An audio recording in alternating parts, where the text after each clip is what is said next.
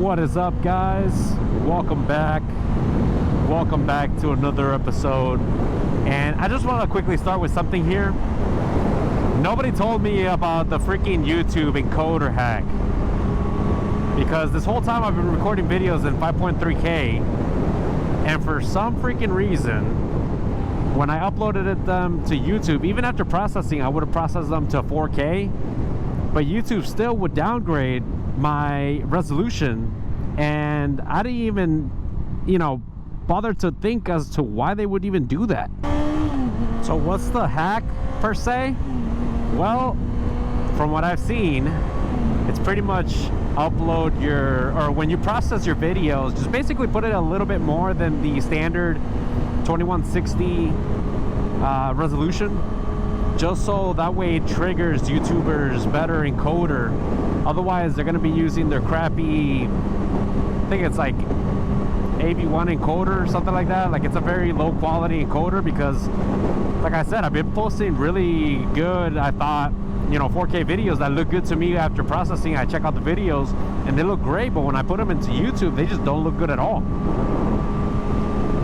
But never mind that. Today, if you guys haven't noticed already, I'm riding the CBR. Look at that. The so-called motorcycle that has issues, that has a current recall. I'm riding it perfectly fine, y'all. I haven't had any issues. I just cleaned the chain last weekend, and once again I checked the oil level. The oil level still hasn't gone down at all. So to be honest with you guys, I think it's pertaining certain bikes from the batches being made, but I'm gonna be honest with you, like, I have not had any oil leak issues at all. I've said it in a prior video that I've put extra oil here and there, but that's usually after the break-in, and I think that's pretty normal, since you're getting oil in places that are starting to get worn down, and I'm assuming it's gonna burn out some of that oil in the process of breaking in. And that's usually normal, at least from what I've seen in 2 new vehicles. So I'm gonna assume that in motorcycle world it's kind of similar. So yeah, I haven't had any issues, but we're waiting. We're almost there.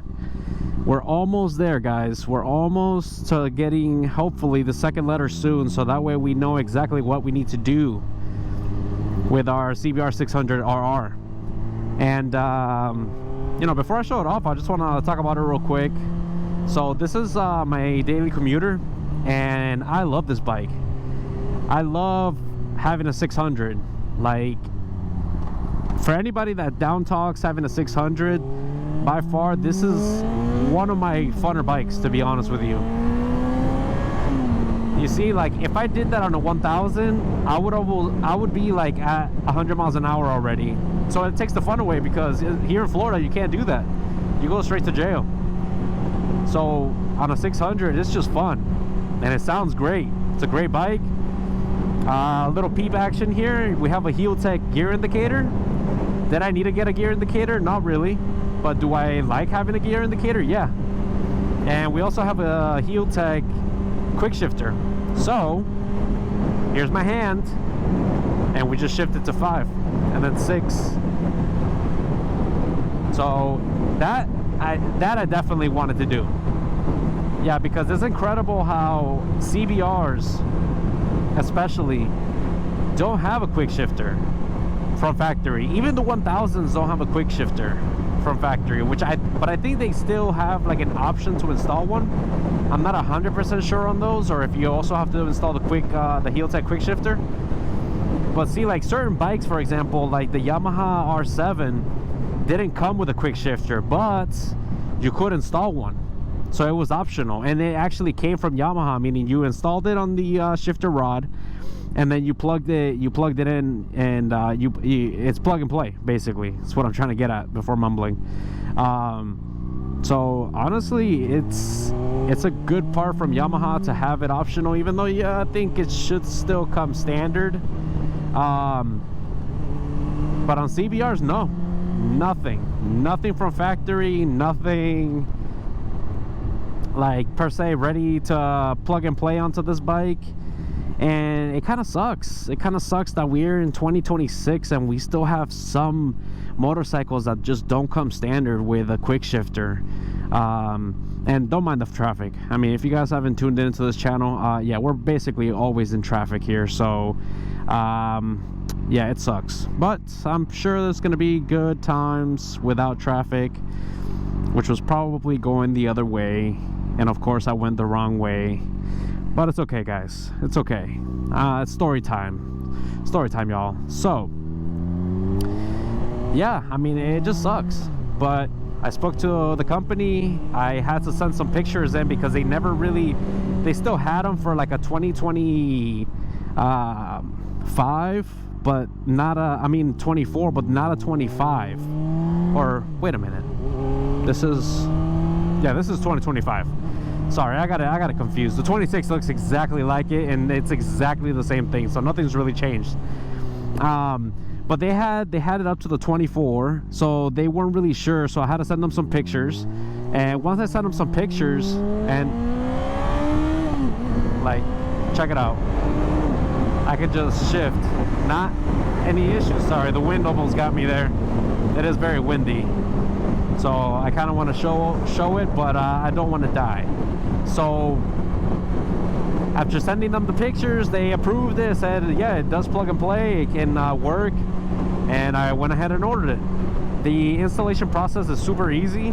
All you got to do is take off the bolts that holds the shift rod and install a magnet that's going to be the gear shift indicator. It's basically a sensor. I want to say it's like a potentiometer in parts, but basically whenever you shift, it senses that movement, and then it tells the system to go ahead and kick in. The plugs go into the spark plugs, so they plug and play, and they basically make a loop on the spark plugs. So you disconnect the spark plug, you plug in the spark plug into the inlet, and then you plug the other one around into the actual plug. So it creates basically a loop, and then it goes connected into a sensor box that's under my seat. Now, once you turn it on, it's actually pretty neat because there's an application for it that you can fine tune it, which is actually pretty freaking cool that you could do that on this bike, or I mean on the device. So you can fine tune it, but when you first turn it on, it basically has like a self-calibrating feature.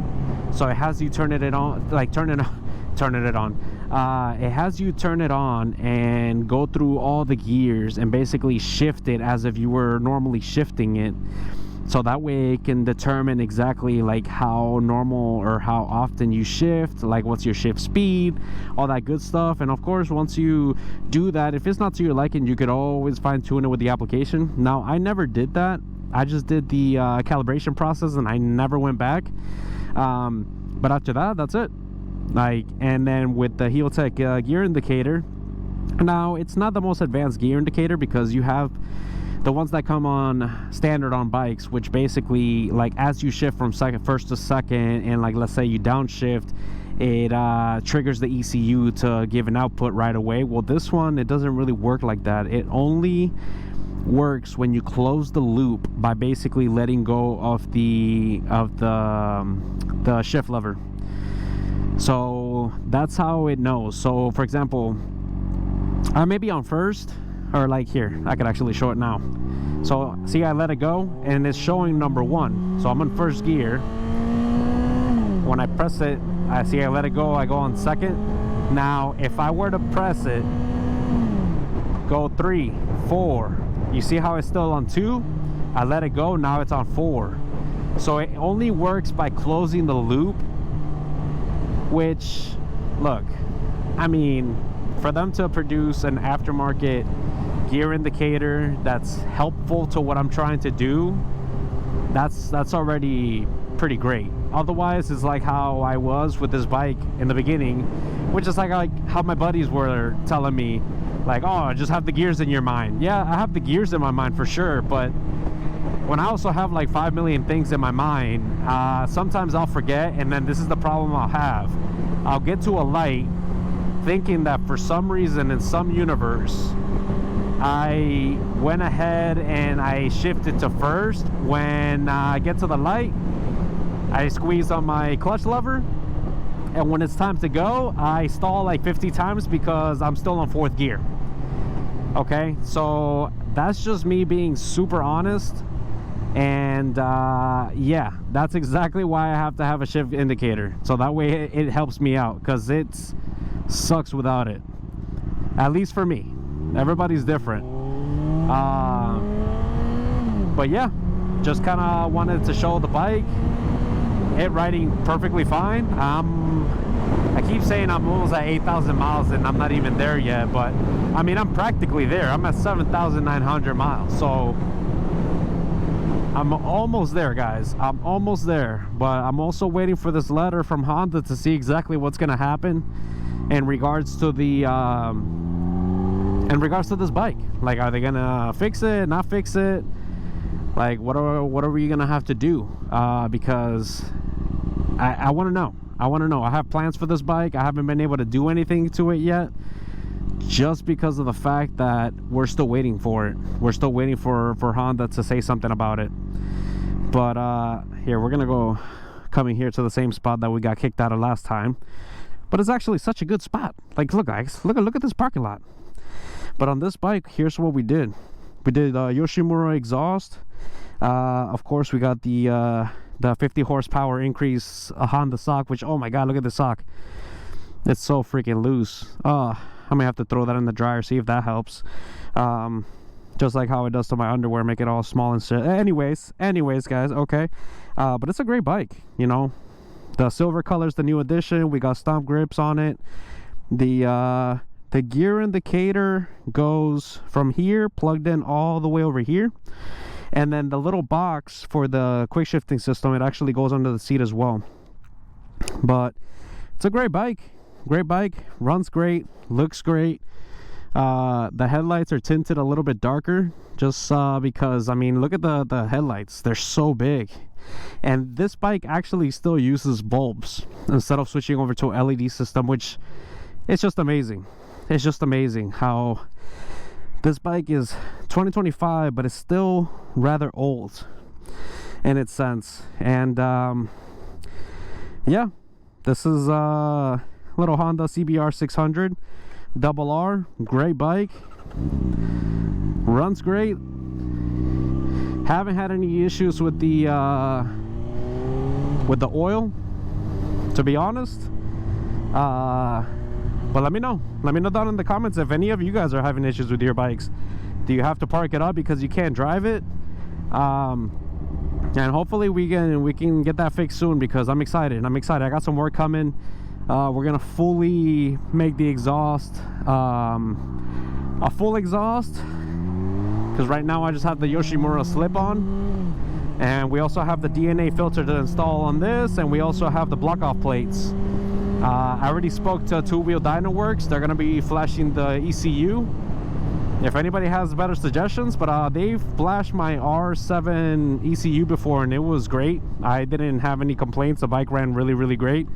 But let me know down in the comments if you like this video. Hit that like button, subscribe, hit that bell notification. That way you guys can get a heads up of when, you know, I come out with a new video every like 3-4 months. But at least I'm gonna keep trying. And tune in on Twitch. Yeah, I'm still playing Final Fantasy VII Rebirth right now. Amazing game from an amazing company. I love Square Enix. But I'll catch you guys in the next one. Peace out.